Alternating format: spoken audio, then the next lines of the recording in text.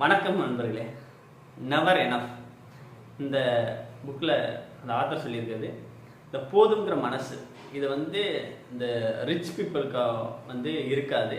அது மாதிரி இதனால நிறையா சேலஞ்சஸ் ஃபேஸ் பண்ணுவோம் அப்படின்னு சொல்லிட்டு அது சொல்லியிருக்காரு. இது எக்ஸாம்பிளுக்கு ஒருத்தர் குப்தான்னு ஒருத்தர் வளர்ந்தது டீனேஜ்லாம் ஒரு ஆர்ஃபனேஜ் ஆசிரமத்தில் வளர்ந்துருக்காரு. ஆனால் அவர் நல்ல வேலை பார்த்து நல்ல கன்சல்டன்ட்டில் பெரிய ஒரு $100 மில்லியன் சம்பாதிக்கிற அளவுக்கு வளர்ந்துட்டார்.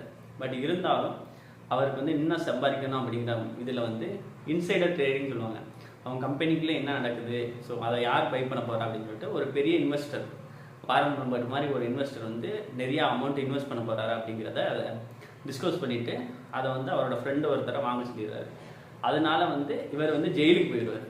அதனால இவரோட ரெப்யூட்டேஷன் போயிடும், இவரோட மேலே அந்த நம்பிக்கை எல்லாமே போயிடும்.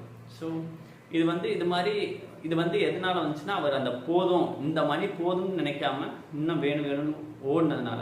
ஸோ அதனால இந்த மணி கேமில் என்ன சொல்கிறாங்கன்னா, நம்மளுக்கு எந்த அளவு போதுங்கிற அந்த பார்டரை செட் பண்ணிட்டு சொல்லிடுறாங்க. அந்த லேம்ப் போஸ்ட்டை செட் பண்ணிவிட்டு அதுக்கப்புறம் ரிஸ்க் எடுக்காதீங்க அப்படின்னு சொல்கிறாரு. ஸோ அதுக்கு எக்ஸாம்பிளாக அந்த குப்தாங்கிறவரை சொல்கிறாரு. இந்த கொல்கத்தாக்காரு இந்த மாதிரி ரொம்ப ஆசைப்பட்டு அந்த இதில் போய் அதே மாதிரி சோசியல் கம்பேரிசன் கூடாதுன்னு சொல்கிறாங்க. சோசியல் கம்பேரிசன்னா இப்போ ஒரே டீமில் விளையாடுவாங்க. இப்போ இந்திய டீம்லேயே வச்சுக்கோங்களேன், தோனிக்கு ஒரு சம்பளமாக இருக்கும், கோலிக்கு ஒரு சம்பளமாக இருக்கும், சடேஜாவுக்கு ஒரு சம்பளமாக இருக்கும். ஸோ அது மாதிரி அவர் ஒரு பேஸ்கெட் பால் கேமை சொல்லி அதில் ஒவ்வொருத்தங்களுக்கும் ஒவ்வொரு மாதிரி சம்பளம் இருக்கும்.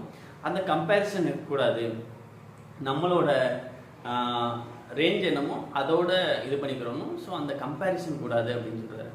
அதே மாதிரி ஒரு சில இதை ரிஸ்கில் வைக்கக்கூடாது. இந்த நெவர் எனஃப் மைண்ட் செட் இல்லாதவங்க என்ன சொல்லுவாங்கன்னா, ஒரு சில விஷயங்களை ரிஸ்க் எடுத்துகிட்டு போயிடுவாங்க. அது என்னென்னா ஃப்ரெண்ட்ஸ் அண்ட் ஃபேமிலிஸ், அவங்களோட ரெப்யூட்டேஷன், அவங்களோட மரியாதை.